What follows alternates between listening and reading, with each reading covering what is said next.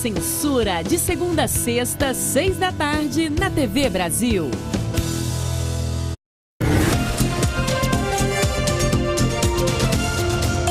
Em Brasília, o presidente Jair Bolsonaro se reúne com o ministro da Economia e anuncia novo valor do salário mínimo, que sobe para R$ 1.045. E o secretário da Previdência diz que o governo deve convocar 7 mil militares para ajudar a reduzir as filas do INSS. Na Antártica, o mau tempo impede a chegada das autoridades e provoca o adiamento da reinauguração da Base Brasileira de Pesquisa. Em Minas Gerais, sobe para 18 o número de pessoas com suspeita de contaminação por consumo de cerveja. A polícia investiga se mais uma morte está associada a esse caso e representantes da própria cervejaria fazem um alerta. É que não bebam Belo Horizontina, qualquer que sejam os lotes. Na segunda reportagem da série Cuidando do Seu Bolso, a relação entre a vida financeira e o equilíbrio emocional. O Repórter Brasil começa agora com Paulo Leite e Aline Bastos.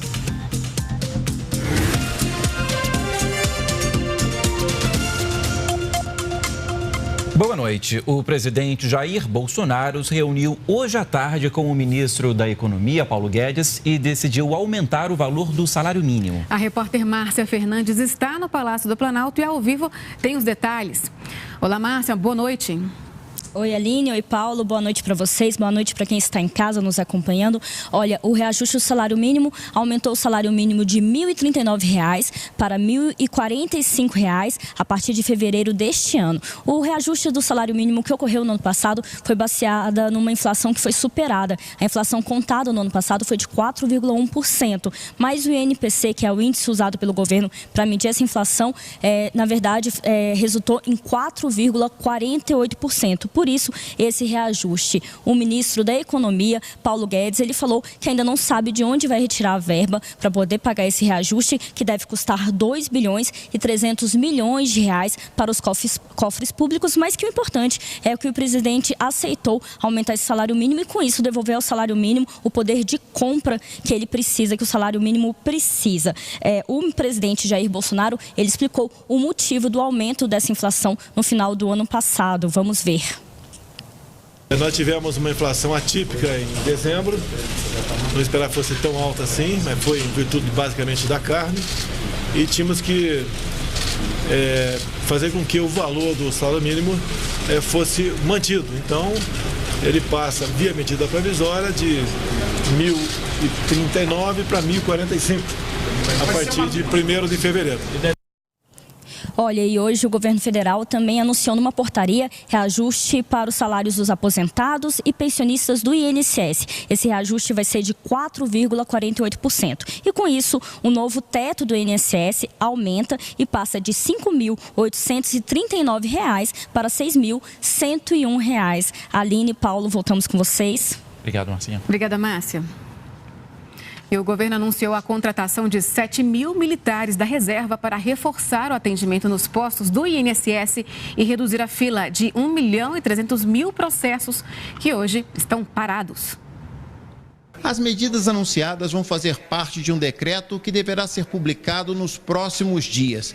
Alguns procedimentos serão simplificados, como a dispensa de autenticação de documentos. A transferência de funcionários do INSS para outros órgãos será restrita e haverá esforço concentrado nas perícias de funcionários da Previdência para que retornem logo ao trabalho. Além disso, 7 mil militares da reserva serão contratados para reforçar o atendimento nos postos do INSS.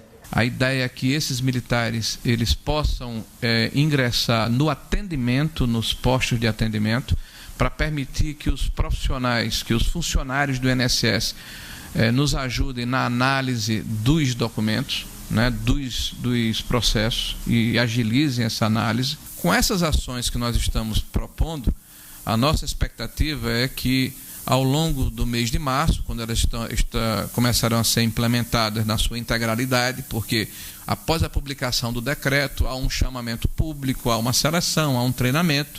Então imaginamos que no mês de março, abril, isso começa para valer. 6 meses depois, a gente espera que esse índice de 67 mil aumente para alguma coisa como 150, 170 mil processos de saldo, de diminuição do nosso estoque. Foi adiada para amanhã a cerimônia de reinauguração da Estação Brasileira de Pesquisa na Antártica, que estava prevista para hoje. Isso por causa das condições climáticas instáveis. O nosso enviado especial ao continente gelado, Maurício de Almeida, fala com a gente ao vivo agora. Olá, Maurício, uma boa noite aí para você.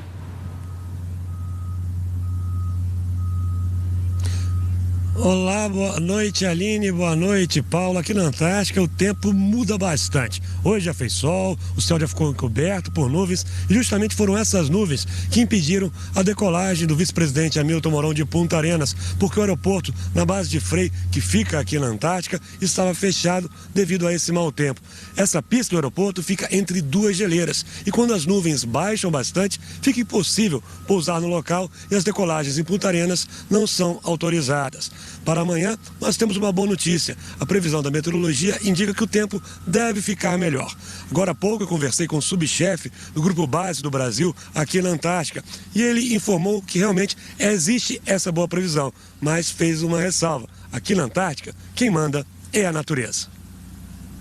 A variação climática aqui no continente antártico é muito grande. Eu já tive a oportunidade, estou na minha terceira vez aqui no continente antártico e realmente acontece de às vezes a gente não conseguir fazer o pouso dos voos antárticos que trazem o nosso pessoal do Brasil. A gente tem que sempre respeitar a natureza, seja para poder fazer os voos de apoio que no caso trariam nossos convidados para a cerimônia, assim como os trabalhos logísticos, descarregamentos do navio e até mesmo os trabalhos na praia, manutenção de equipamentos, tudo mais aqui.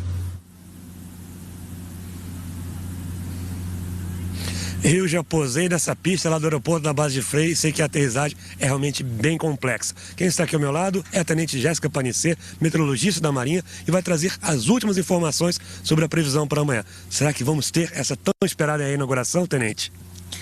Para amanhã, ao contrário do dia de hoje, a previsão é de que o teto e a visibilidade estejam melhores, permitindo assim, a partir do final da manhã, que a aeronave pouse. Mas nós continuaremos monitorando, porque aqui realmente as condições mudam muito rapidamente. Plantão 24 horas, né? 24 horas, sempre. Tá certo, vamos torcer que essa previsão se concretize amanhã para que toda a cerimônia aconteça. E agora veja qual foi a estrutura que a EBC montou para transmitir o evento.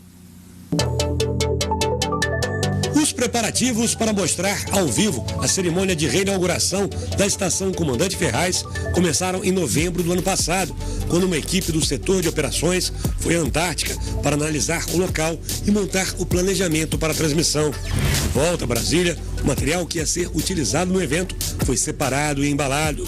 Tudo seguiu para a Antártica em um container que viajou a bordo do avião Hércules, da Força Aérea Brasileira, até a cidade chilena de Punta Arenas. A equipe da TV Brasil já está reunida aqui no porto de Punta Arenas. Chegou o momento de embarcar rumo à Antártica. Vamos seguir no navio Almirante Maximiano em direção ao continente gelado. Nossos equipamentos já estão lá no container do Almirante Maximiano. Então, vamos lá, todos a bordo, começar a missão Antártica. Os trabalhos para fazer uma cobertura completa da Antártica começaram ainda no navio. Essa aqui é a sala de conferência, tá? Que a gente utilizava como redação. Tem uns pontos de energia ali para ligar os notebooks, tá? O pessoal utilizava isso aqui como sala de reuniões e sala aqui como redação. Depois de 5 dias no mar, desembarcamos na ilha de Rei George, onde fica a Estação Brasileira. Hora de retirar o material das caixas e começar a montar. Foi bem planejado, fizemos simulados, tivemos os treinamentos, né, onde levamos toda a equipe operacional e técnica para o laboratório e de lá a gente teve uma estrutura também nessa parte de apresentação, de PowerPoint, né, onde toda a equipe fez o treinamento, testou todos os equipamentos, né, embalamos, colocamos tudo dentro de cases, onde a gente teve que tampar, colocar plástico, né, por conta da umidade e todo esse traslado até Punta Arenas e de lá até a Antártida. A estrutura que percorreu mais de 5.000 quilômetros entre Brasília e Antártica foi grandiosa, 814 quilos de equipamentos. Só de cabos foram 600 metros, além de 4 câmeras, monitores, microfones, entre outros itens. Mostrar a reinauguração ao vivo vai ser possível por causa do sistema de comunicação instalado na estação no ano passado, com apoio do Ministério da Ciência e Tecnologia. Não é um local fácil, não tem visibilidade tão fácil de satélite, então essa estrutura acabou sendo negociada com a Marinha, né, em parceria com outras operadoras, e onde a gente vai fazer essa transmissão hoje por dados, né? E a primeira transmissão da EBC feita por recursos da EBC e equipe completa da EBC.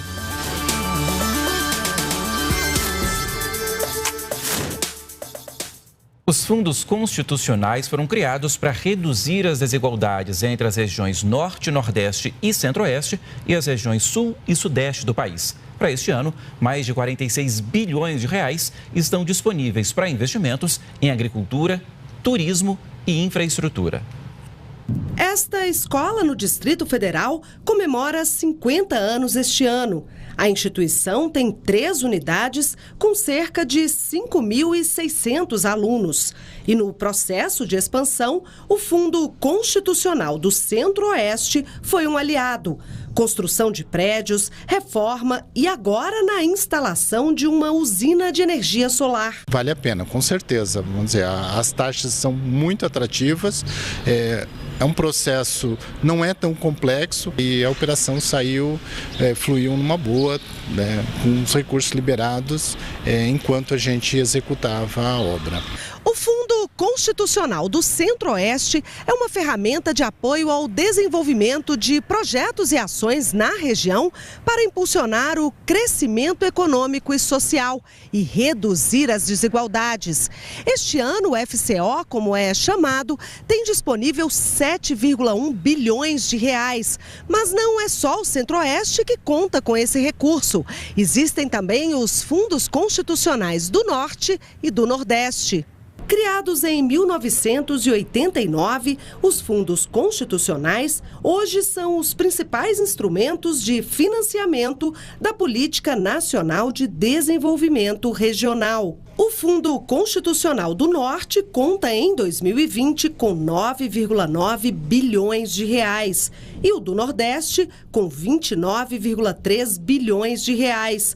Recursos que devem ser investidos em áreas como agricultura, turismo, comércio e infraestrutura. Uma maneira muito inteligente, muito democrática e republicana de esse recurso que foi separado dos impostos, definir linhas de crédito específicas e que possam atender a população dessas regiões e trazer realmente um desenvolvimento diferenciado, e tem dado resultado.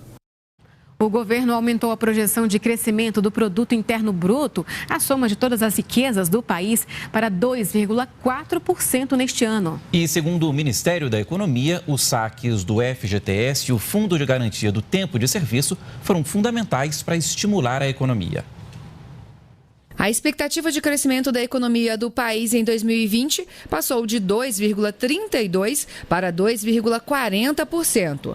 Entre os fatores que contribuíram para essa revisão estão o aumento da expectativa de crescimento do PIB do ano passado, a maior oferta de emprego e a liberação do saque do FGTS. Medidas como o FGTS, que implicaram tanto do lado da demanda um aumento no poder de consumo, foram transferidos cerca de 63 bilhões de reais quando somados FGTS e PIS/PASEP.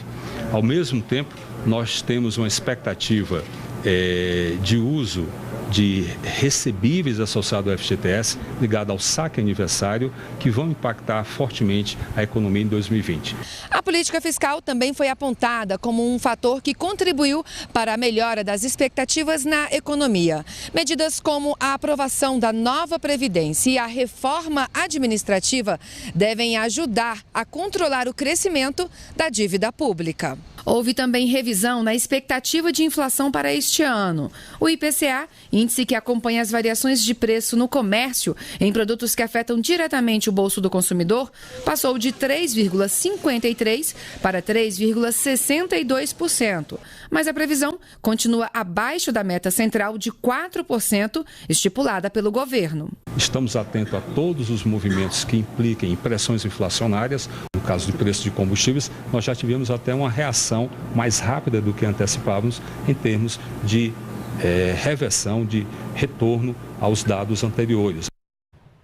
Daqui a pouco, polícia de Minas Gerais investiga a segunda morte por suspeita de consumo de cerveja contaminada. Você vai ver também a campanha do Janeiro Branco incentiva o cuidado com a saúde mental dos brasileiros. É depois do intervalo.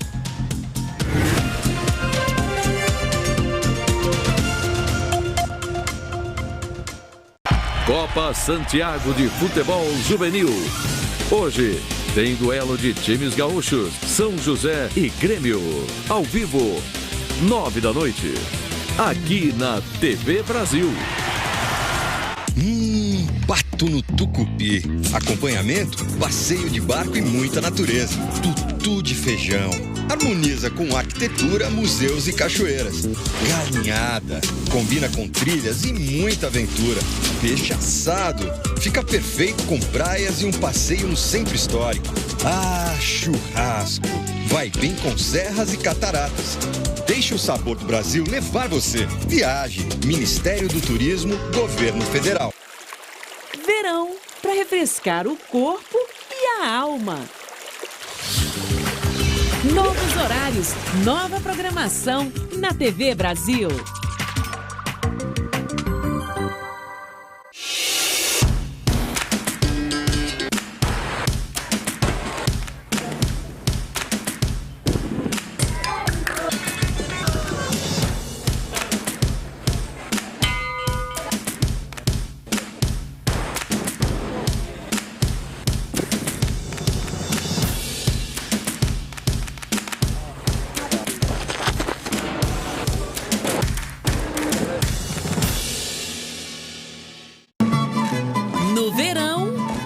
Ótimo motivo para você ficar acordado até de madrugada. Eu acho que a gente deveria continuar assistindo até o fim. E o que você tem aí? São vários episódios de séries consagradas para quem quer conhecer ou rever histórias incríveis. Estava esperando por isso. De segunda a sexta, 1h, Maratona de Verão.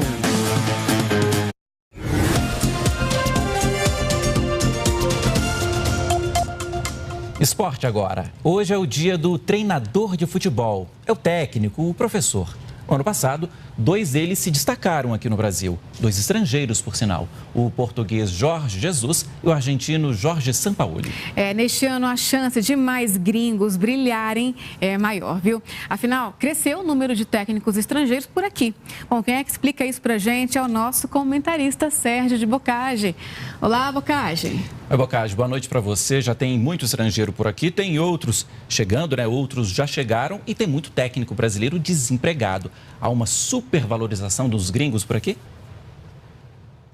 Pois é, boa noite, Paulo, boa noite, Aline. Acho que esse ano a moda é técnico estrangeiro. Já tivemos a moda dos medalhões, dos técnicos jovens e agora é dos estrangeiros, provocada aí pelo, como você disse, pelos Jorges Jesus e Sampaoli, campeão e vice-campeão brasileiros. 5 técnicos já estão confirmados, 5 técnicos estrangeiros já estão confirmados para esta temporada. O Jorge Jesus no Flamengo, o Eduardo Cudê no Internacional, Rafael Dudamel, que é venezuelano, vai dirigir o Atlético Mineiro. O Gesualdo Ferreira, de 73 anos e que já estava aposentado, vem de Portugal para dirigir o Santos. E o Avaí, que está na Série B, trouxe outro português, o Augusto Inácio. Se vai dar certo, a gente só vai saber ao longo da temporada. Eu lembro que no ano passado, só na Série A, 21 técnicos foram substituídos, demitidos, pediram demissão, ou seja, o mercado circula muito, né? Varia muito. Vamos ver se esses estrangeiros vão dar algum tipo de colaboração. Eu acho que esta interferência é boa, mas estão desempregados aí. O Filipão, o Jorginho, o Mano Menezes, o Cuca, técnicos que têm longa história no futebol brasileiro, alguns com títulos brasileiros, com títulos internacionais, e a gente fica esperando aí para ver o que acontece nessa temporada, Aline. Olha só, Bocage, a gente tem falado aí muito sobre negociações no futebol brasileiro nesse começo de ano. Então, aí eu te pergunto, teve novidade, alguma novidade hoje? Gabigol fica aqui no Brasil? Olha, pelo seu sorriso, eu acho que você quer que ele fique e é muito provável que fique sim. A negociação encaminhou, assim como as conversas do Flamengo com o Pedro, que era atacante do Fluminense e agora está na Itália, também pode ser anunciado ao longo dessa semana. Hoje, o Luan, que era do Grêmio, foi anunciado pelo Corinthians, que está jogando um torneio lá na Flórida. E o Cruzeiro confirmou que o Dedé não fica este ano no Cruzeiro. Depois de tantas trapalhadas que fizeram com que o time fosse rebaixado, faltam sair agora o Didi, o Mussum e o Zacarias, Paulo e Aline. Ok, Bocage. Obrigado, até amanhã. Isso aí, Bocage. A história se reescreve nas quadras de vôlei. E que história! Aposentada, a ex-levantadora da seleção brasileira e campeã olímpica, a Fofão, já sabe para quem torcer. A sobrinha dela começa a trilhar o mesmo caminho. 20 anos, segunda temporada como profissional, a primeira como titular da Superliga pelo São Cristóvão São Caetano. E no caso de Paulina, não é exagero dizer que o vôlei está no sangue. A minha família inteira sempre foi envolvida no meio do esporte. Quando eu era bem mais nova, elas tinham um projeto de vôlei em Iperó. E eu ficava o dia inteiro lá brincando com a bola, vendo todo mundo jogar. E aí eu fui pegando gosto. Mas não é toda a família que tem uma Fofão. Dona de 3 medalhas olímpicas e uma de ouro em Pequim. E quando eu vinha para São Paulo, vinha jogar, eu gostava muito de levar meus sobrinhos no ginásio, até para assistir jogo, para ver treino. E ela ia também, então acho que a gente acabou colocando vôlei na vida dela de alguma forma. A hoje ex-levantadora deixou as quadras há 5 anos, após 20 temporadas. Pois é, o que Paulina tem de idade, a Fofão tem de carreira. E além das medalhas olímpicas, foram 6 títulos de Superliga, 2 por São Caetano. Experiência que ela passa à sobrinha, especialmente para lidar com uma pressão que é natural. Eu procuro não colocar muito peso em cima dela, entendeu? Deixar que ela faça o voleibol dela, que ela jogue tranquilo, porque eu sei que é muito difícil você ser comparado com alguém, né? Mesmo que cada um tenha a sua história, mas eu sempre torço para que ela tenha a história dela, que ela cresça dentro do vôlei da melhor maneira possível, e se precisar puxar a orelha, com certeza eu vou puxar. Eu tento levar da maneira mais leve possível, eu coloco isso como experiência para me dar, não como um peso para mim, então eu tento levar isso para me ajudar da melhor forma possível. Eu acredito que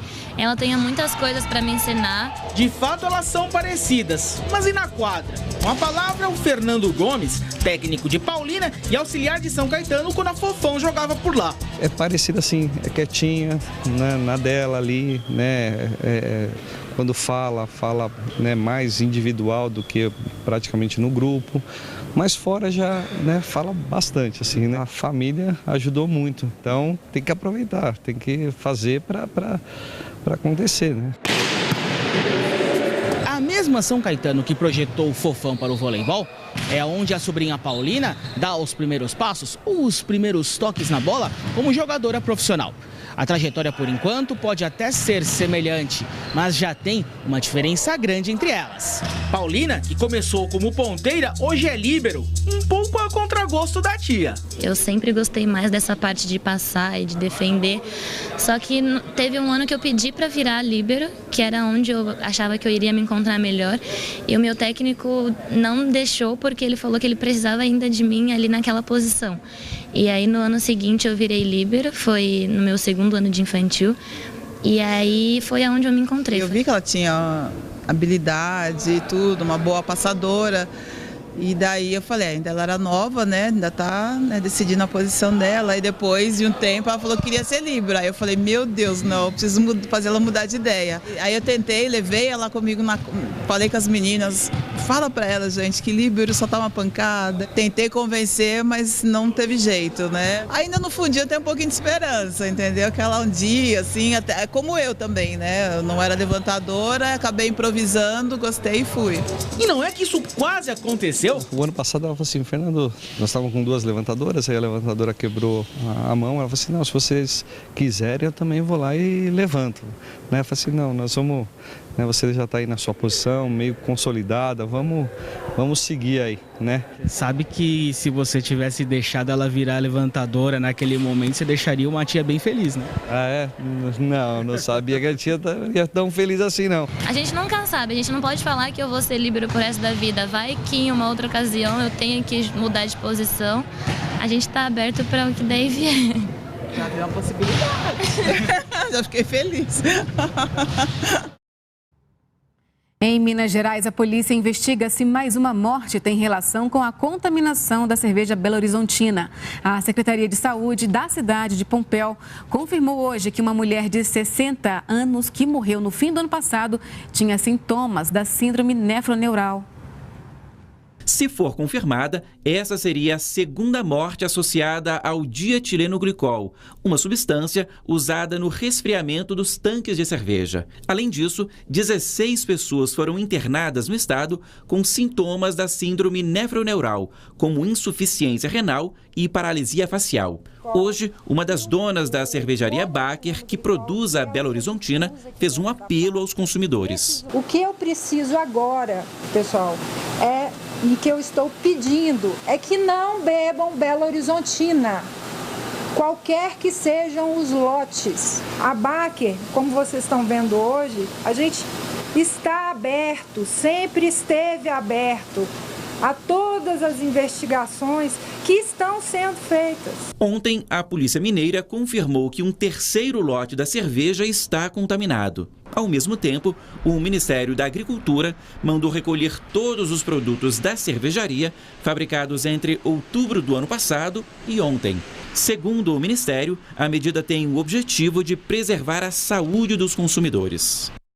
Em relação a essa medida, a cervejaria Baker recorreu à justiça alegando que precisa de mais tempo para recolher os produtos.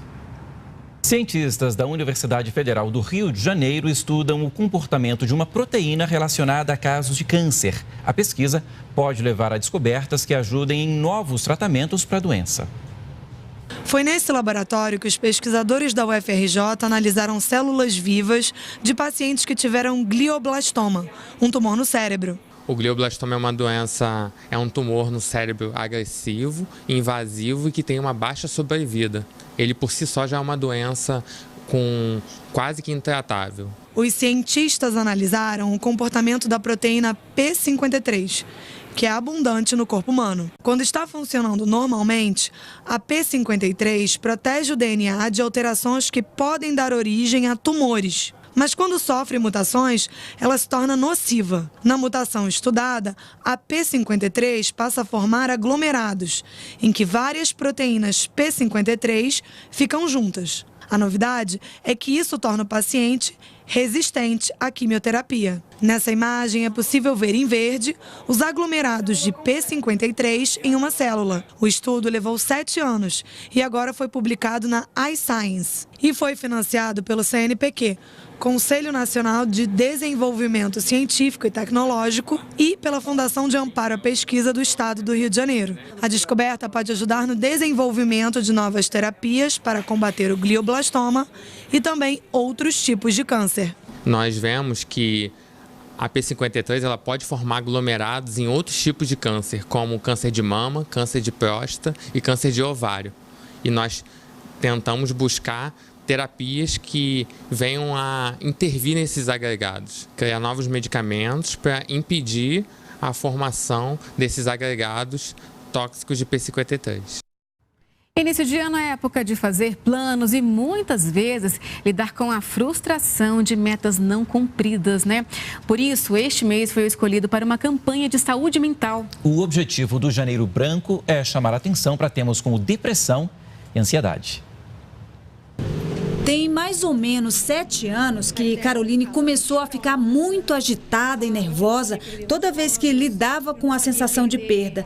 E depois de muita resistência, ela procurou ajuda. Eu sabia que eu tinha problemas para tratar, que eu tinha questões para tratar, mas ainda tinha um certo receio. E eu comecei a perceber que eu precisava de uma ajuda profissional quando eu não consegui lidar com a morte da minha avó. O que me abriu bastante a mente foi ler mais sobre saúde, ler mais sobre psicologia, comecei a trabalhar com essa área de saúde, então comecei a perceber que, de fato, não era pagar alguém para escutar problema, era ter uma ajuda profissional para conhecer mais sobre quem eu era e quem eu queria ser também, né? Isso que Caroline sentiu é bastante comum. São chamados gatilhos que, se não trabalhados, podem se transformar em doenças e afetar a saúde da mente. E tem a ver com a capacidade de reação das pessoas diante das pressões da vida. A gente sabe se eu estou um dia bem, se eu não estou no outro, né? Então, se eu percebo que esse não estar bem, ele começa a ser frequente, né? Ou então vem unido com outros sintomas, que a pessoa vê que é incômodo, já é um indicativo de que, olha, por que eu não posso olhar para isso já, né? Por que eu não posso ir à terapia e entender? Nesses casos, é normal tentar resolver por conta própria. Algumas ações podem ajudar. Pensamento positivo, planejar o dia, evitar o estresse, fazer exercícios, cuidar da alimentação, dormir bem, se divertir, além de dedicar tempo à família e aos amigos. Mas é importante saber a hora de buscar ajuda para evitar doenças como a depressão, que, segundo a OMS, afeta mais de 300 milhões de pessoas no mundo e 11 milhões aqui no Brasil. Além de hospitais privados, o tratamento também está disponível na rede pública. No ano passado, o governo investiu quase 100 milhões de reais na rede de cuidados com a saúde mental e ampliou para 2.600 o número de centros de atenção psicossocial, os CAPs, onde os pacientes recebem tratamento humanizado. Mas os usuários também podem procurar os postos e as unidades básicas de saúde, que são as principais portas de entrada para o SUS. Um transtorno, né, tem tratamento. E ao nosso redor tem vários meios que a gente pode alcançar isso, né? Então, rede pública, rede privada, tem escolas clínicas, né? Então, tem muitos lugares que oferecem esse serviço até de maneira gratuita, né? Que se mobilizam, tem grupos, né? Então, a gente precisa se respeitar, reconhecer que eu não estou bem e buscar essa ajuda, porque ela existe. Um museu voltado para crianças em São Paulo ofereceu oportunidades de trabalho para pessoas com deficiência. Elas agora são monitoras. Nesta atividade, as crianças brincam de abelhas e descobrem a importância desses animais para a natureza e as pessoas. Eu aprendi que as abelhas fazem bem para nós, que também, porque elas podem dar o mel para nós. Achou legal? Sim. O que a abelha faz? Mel. O jogo faz parte da programação de férias do Catavento, espaço cultural público em São Paulo. E tem mais um diferencial. Todos os monitores são pessoas com deficiências leves, que muitas vezes podem até passar despercebidas. É o caso da Laís, que nasceu com uma má formação no pé esquerdo. Em questão de trabalho, rola muito aquilo de, tem que trabalhar em pé, e aí eu não posso ficar muito tempo em pé e pegar peso. Então, assim, é um pouco mais complicado. Eles batem o olho em mim, não, essa menina não tem deficiência, e eu tenho, e aí ficam com aquele, tem deficiência mesmo. O Augusto, que tem uma leve perda auditiva, também já passou por situações incômodas no mercado de trabalho. Tem muitas empresas que querem completar cota com as deficiências, né? Então acaba contratando as pessoas, mas deixa estacionado em casa fazendo um trabalho meio de home center, né? Para ficar em casa só recebendo salário. Daí isso eu não acho legal. Daí com essa proposta de trabalho que a gente recebeu aqui, a gente realmente faz o diferencial. As vagas foram abertas para o mercado, então eles puderam se inscrever. A gente fez um painel com eles, em que eles tiveram que desenvolver uma atividade. Ali a gente já conseguiu mapear quem eram as pessoas que realmente tinham essa veia, né, para criação, para trabalhar com o público. As atividades acontecem durante todo o mês de janeiro, de terça a domingo. Para as crianças, é uma oportunidade de aprender sobre a natureza e sobre inclusão.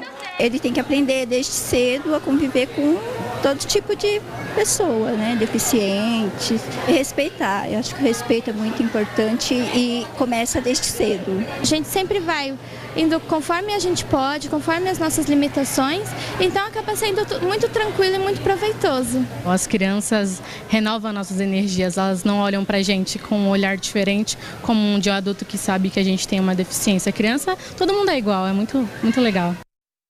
No próximo bloco, cada vez mais residências de Manaus usam o que a região tem em abundância, a energia solar. E ainda, o Irã anuncia a prisão de envolvidos na derrubada acidental de um avião que matou 176 pessoas. A gente volta já.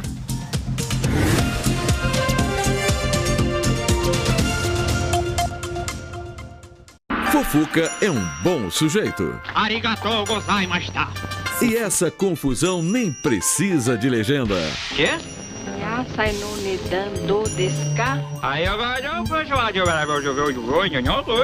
Meu Japão brasileiro. É um prazer ver duas raças distintas, homem e as mulheres tudo misturado na luta para um só ideal. Cine Verão, 11h30 da noite.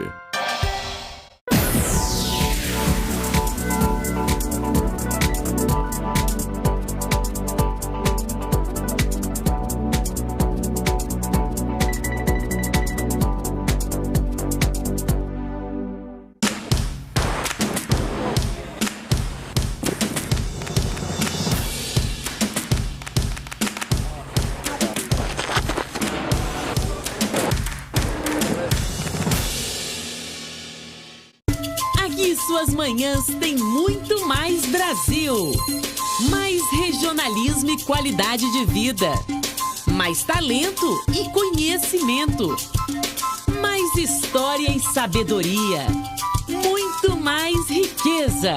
Programas que são a cara do brasileiro pelas lentes das nossas emissoras afiliadas.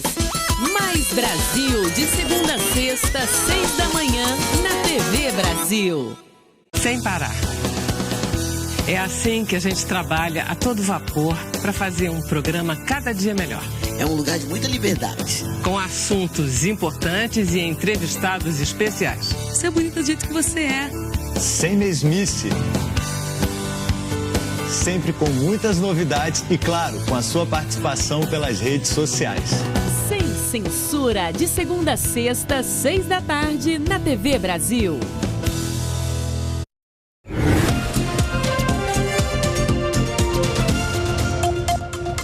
Um menino de 13 anos morreu depois de ser arrastado por uma enxurrada na cidade de Salto, no interior paulista.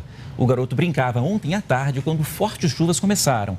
Ele foi levado pela água e ficou preso debaixo de um veículo. Também choveu forte no extremo oeste do estado. A cidade de Presidente Prudente teve ruas alagadas pelo temporal. Carros foram arrastados com a força da água, que subiu muito com as chuvas de ontem. De acordo com a prefeitura, não houve registro de feridos ou vítimas fatais. O município também afirma que contribuíram para os alagamentos a quantidade de lixo nas ruas, além de pedaços de móveis que obstruíram os bueiros. Ladrões saquearam o edifício que está interditado desde dezembro do ano passado em Osasco, na Grande São Paulo. As duas torres do condomínio correm o risco de desabar por problemas na estrutura. Pelo menos 35 apartamentos tiveram móveis e eletrodomésticos roubados. O crime foi descoberto por um morador que passava na rua.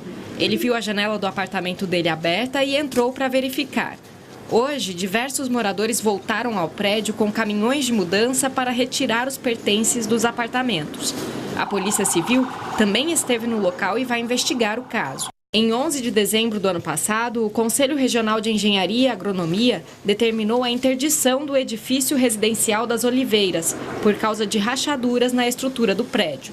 Segundo a Prefeitura, as torres só serão liberadas depois da execução de todas as obras recomendadas pela Defesa Civil.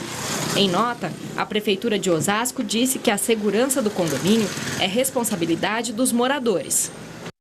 Quem investe em painéis solares pode ter uma economia de até 90% na conta de luz. Bom, é justamente uma fonte de energia renovável que já é uma realidade na casa de muitos brasileiros. Veja na reportagem da nossa parceira, TV Encontro das Águas. Um sistema leve, silencioso, que não causa grandes impactos ambientais e que aproveita o que no Amazonas nós temos com bastante intensidade, o sol. O número de residências que contam com investimento em energia solar triplicou entre 2018 e 2019. Atualmente, são 484 unidades com o sistema em todo o estado, segundo a ANEEL. O valor do investimento varia de acordo com o tamanho e consumo das residências ou empresas e do quanto o proprietário quer produzir em eletricidade. O retorno passa a compensar em cerca de 4 anos. Teve um crescimento muito significativo em função da procura, né? Houve muito mais procura, e até pelo conhecimento que vai se adquirindo que o sistema realmente é confiável, né? Ele dá retorno, né? Além do que a questão também ambiental, né? Não podemos deixar de destacar a questão ambiental, que ele gera uma energia limpa. A principal vantagem do uso e instalação da energia solar é a economia na fatura de luz. Uma casa grande que usa bastante energia elétrica mensal e que tem um custo médio de R$ 2.800 por mês passa a pagar por volta de R$ 150. A energia solar excedente ainda vale como crédito. Toda a produção que sobra volta para a distribuidora, que compensa ainda mais na conta. É o que acontece todo mês na fatura de Pedro. Eu fiz questão de colocar uma quantidade de placas maior do que a minha necessidade. Então hoje eu estou gerando créditos por volta aí de R$ 300 por mês para futuramente eu transferir esses créditos para um outro imóvel. Após meses de discussão a nível federal, o presidente Jair Bolsonaro barrou em definitivo a possibilidade de criar impostos na área de energia solar, o que traria um tributo a mais para o consumidor. Com os incentivos, a expectativa é que em 20 anos o setor movimente 30% da matriz energética do país. Eu já diria que é um caminho sem volta, né? Um presente já, apesar de ainda dela ser bem pequena na matriz energética. Hoje, no Brasil, nós temos aproximadamente 1% da matriz é solar, né? Então, a possibilidade de crescimento é muito grande e a gente vê essa perspectiva no futuro, sim. Mais de 70% dos consumidores brasileiros esperam as promoções para comprar produtos mais caros, como móveis e eletrodomésticos. Os dados foram divulgados hoje pela Confederação Nacional da Indústria, que vê no resultado dessa pesquisa mais planejamento do consumidor na hora de comprar. Janeiro não tem nenhuma data comemorativa no comércio, mas é mês de compras. É que começam as promoções e quem segurou a carteira durante o Natal garante que valeu a pena esperar. Vale a pena e muito vale a pena, porque tudo entra em oferta e tudo sai mais barato. A gente sempre tenta ver a partir de novembro aquele negócio do Black Friday e aí espera um pouco mais para comprar porque o pessoal está de férias, investe nas férias e deixa de comprar algumas coisas, enfim, aí barateia. 71% dos consumidores brasileiros esperam mesmo as promoções para comprar itens de maior valor, como eletrodomésticos, móveis e celulares. 81% das pessoas pechincham na hora de comprar esse tipo de bem. 80% pesquisam as características técnicas do produto e 74% se preocupam com as garantias do produto após a compra. A gente verifica que o consumidor pesquisa muito preço, como a questão técnica também dos produtos, né? É um consumidor hoje que é muito mais preocupado com a qualidade do produto e o preço do que com a novidade, do que com um novo design. Então ele consegue esperar um pouco mais, ou seja, ele pode optar por um aparelho celular, por exemplo, né? Um modelo mais antigo, mas com preço mais menor, né? Mas com qualidade similar ao novo celular, do que sair comprando imediatamente o novo. Esperar as promoções para fazer compras, especialmente dos itens mais caros, é considerado pelos especialistas um sinal de maturidade do consumidor. Só não vale se endividar para aproveitar a pechincha e nem comprar coisas desnecessárias só porque o preço está bom. Se a pessoa tem esse controle, por isso que a gente fala você tem as rédeas da sua vida financeira, você tem esse controle. Porque na hora que você tem o dinheiro e você está precisando, você tem muito mais opções. Agora o giro de notícias internacionais. Uma avalanche matou pelo menos 57 pessoas na Índia e no Paquistão. As avalanches atingiram a região da Caxemira, nas partes do território controladas pela Índia e Paquistão. Autoridades disseram que muitos moradores ainda estão presos na área do Vale Neelum à espera de ajuda. Esse vídeo mostra algumas pessoas cavando a neve em busca de vítimas enterradas. Grupos de resgate também tentam localizar desaparecidos. Nas Filipinas, quase 40 mil pessoas tiveram que deixar cidades próximas ao vulcão Taal, que entrou em erupção há 3 dias. Na província de Batangas, centenas de pessoas se abrigaram em um ginásio e estão sendo ajudadas por voluntários. A última vez que o Taal entrou em erupção foi em 1977. Especialistas afirmaram que o vulcão pode continuar expelindo cinzas e lava por semanas. No Líbano, o atraso pela formação de um novo governo provocou mais protestos na capital, Beirute. Estradas e pontes foram bloqueadas pelos manifestantes que exigem melhorias nas condições econômicas. Para impedir a fuga de capitais do país, os bancos estão controlando o acesso a depósitos e saques e bloquearam a maioria das transferências para o exterior. Um novo vírus chinês está mobilizando a Organização Mundial da Saúde, que teme um surto internacional. Uma pessoa morreu e 41 estão infectadas no país. Os sintomas variam de resfriados comuns a síndromes respiratórias agudas. Hospitais em todo o mundo foram orientados sobre o controle de infecções caso o vírus se espalhe. Não existe um tratamento específico, mas antivirais estão sendo considerados como alternativas.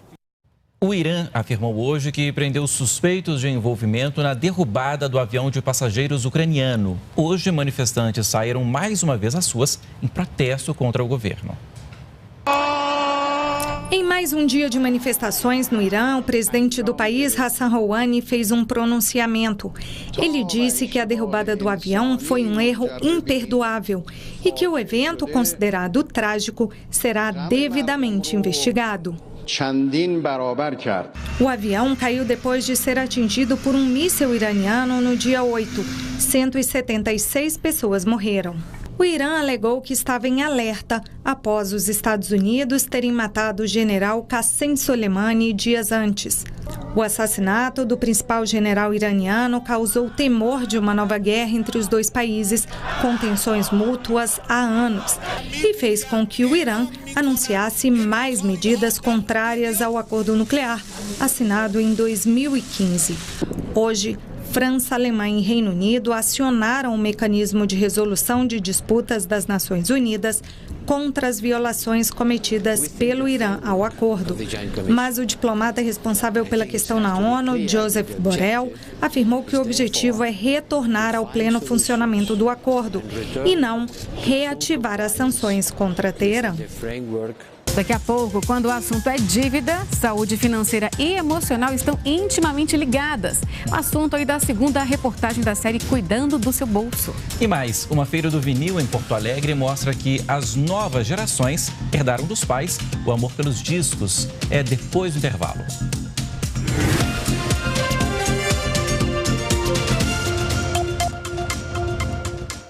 Copa Santiago de Futebol Juvenil. Hoje tem duelo de times gaúchos, São José e Grêmio. Ao vivo, 9 da noite, aqui na TV Brasil.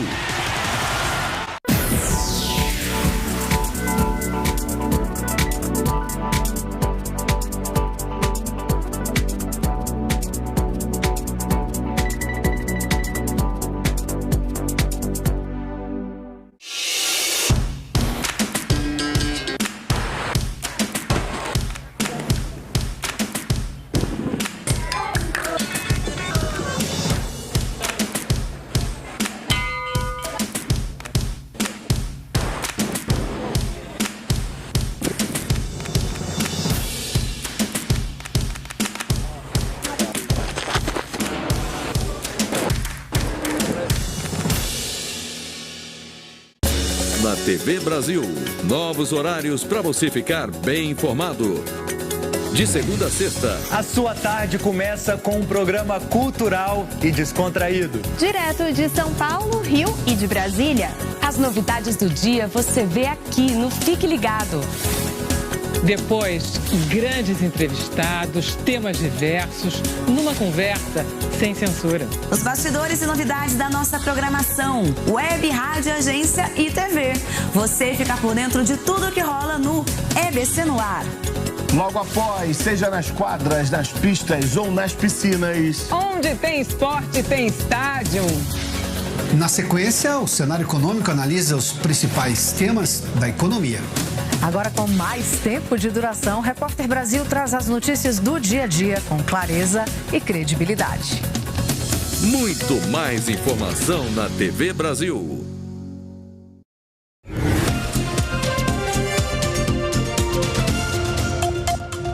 Em Porto Alegre, a Feira do Vinil no Mercado Público tem 7 bancas com LPs para todos os gostos. Até sábado, os apreciadores, os chamados bolachões, vão poder conferir novidades e raridades. Vamos ver na reportagem da nossa parceira TVE do Rio Grande do Sul.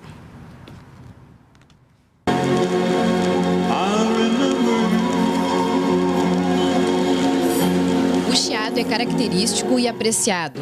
E mesmo com as novas mídias, muita gente não esqueceu dele. Há quem ame de paixão os famosos bolachões. É diferente, o som é diferente, aquele chiadinho do vinil é diferente.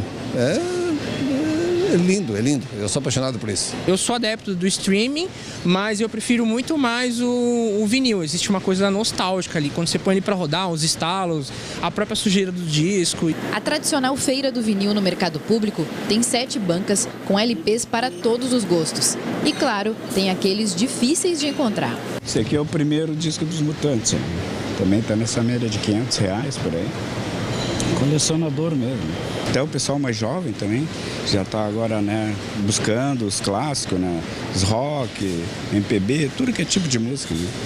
A Associação da Indústria Fonográfica dos Estados Unidos divulgou dados que comprovam o aumento das vendas de discos de vinil. Em 2010, foram 50 milhões de dólares em negócios. Já em 2018, 450 milhões. E o vinil não é coisa apenas de colecionador. Hoje, muitas bandas optam por divulgar um novo trabalho na internet e, na sequência, lançam o disco. As novas gerações, muitas vezes, herdam dos pais esse amor pelo vinil. A gente tem alguma coisa em casa, né? Como a gente gosta de rock, então já tem essa cultura de quando eu tinha a idade delas, eu ouvia vinil e nós somos de Uruguaiana, então não tinha muito acesso. Tinha que encomendar para o disco chegar e a gente poder ouvir a música, diferente do que agora, né? Que é tudo na internet, é tudo na hora. E a Feira do Vinil, no térreo do Mercado Público, começou nesta segunda-feira e vai até o próximo sábado, das 9 horas da manhã às 7 da noite. Insônia, falta de apetite, baixa autoestima, esses poderiam ser sintomas de alguma doença. Mas são as dívidas que estão fazendo mal à saúde.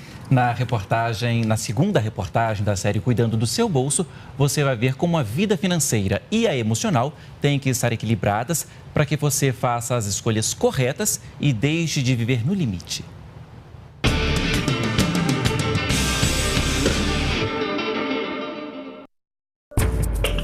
Saúde financeira e saúde mental são 2 elementos intimamente ligados. Um interfere diretamente no outro. Tem pessoas que estão dentro de determinados processos, sejam eles depressivos, processos de um transtorno de ansiedade, algum problema de controle também de impulso, e essas pessoas passam a ter uma dificuldade exatamente com essa área, que é a área de consumo. Eu já vi mulheres com dívidas de centenas de milhares de reais no cartão de crédito por impulso e descontrole. Isso é emocional, sabe?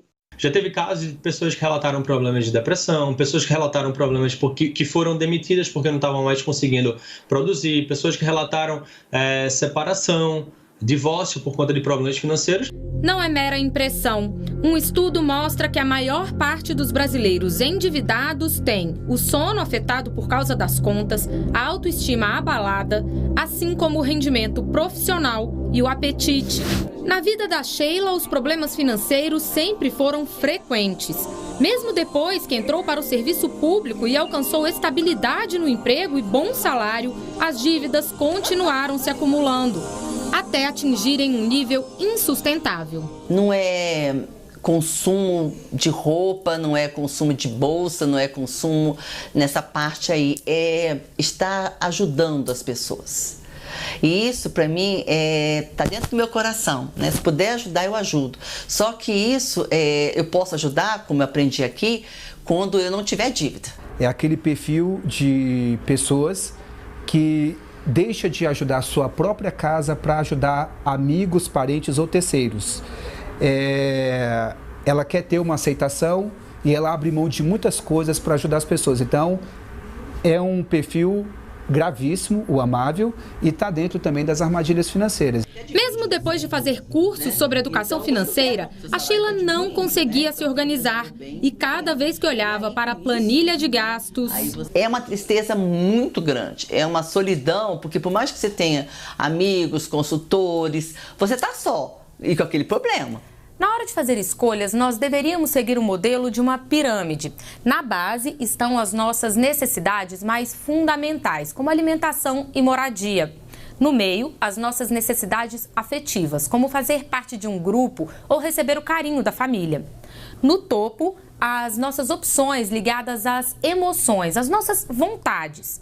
O problema é que quanto mais ansiosos nós ficamos para passar ao próximo nível, mais buracos vamos deixando nas primeiras etapas. E é aí que a vida financeira e a emocional podem acabar desmoronando por falta de estrutura. Nós temos necessidades muito básicas e muito orgânicas e nós vamos caminhando numa sequência até uma necessidade de cunho mais subjetivo. Né? E aí é que flerta o perigo, porque o que você chama de necessidade pode não ser mais necessidade.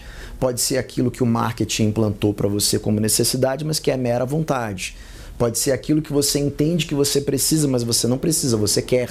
Hoje o jovem sai de casa por volta dos entre 30 e 40 anos. Ele está satisfazendo necessidades que não, como o Maslow falou, não são necessidades fundamentais. Ele satisfaz outras necessidades, então ele está com a pirâmide toda vulnerável. Ele não tem condições de bancar a sua alimentação, a sua moradia, a sua segurança, a sua saúde, porque ele está alimentando celulares, consumo de bens não duráveis. No caso da Sheila, a solução veio com um acompanhamento multidisciplinar.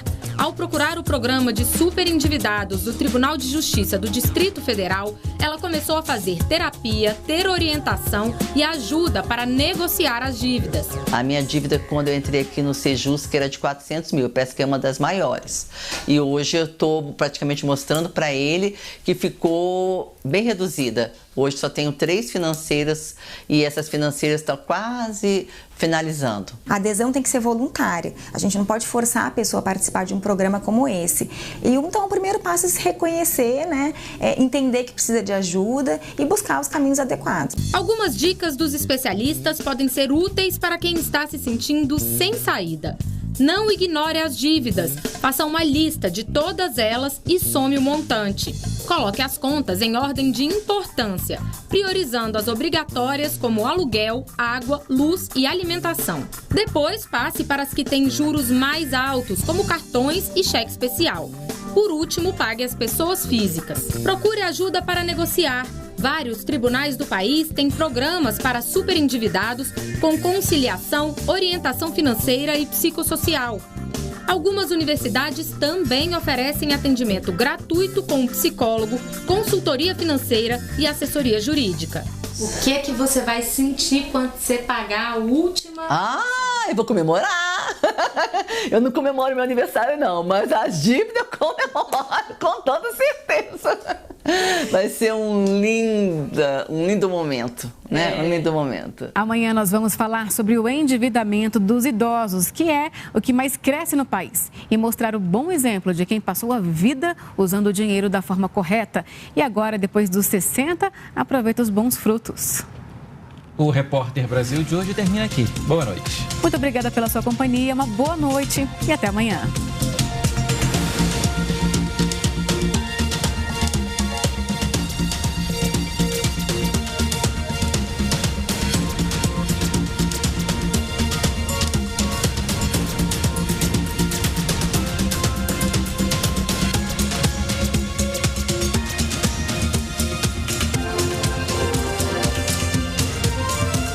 Fufuca é um bom sujeito. Arigatou gozaimashita.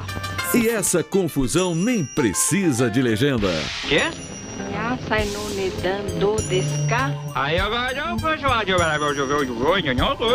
Meu Japão brasileiro. É um prazer ver duas raças distintas, homem e as mulheres tudo misturado na luta para um só ideal.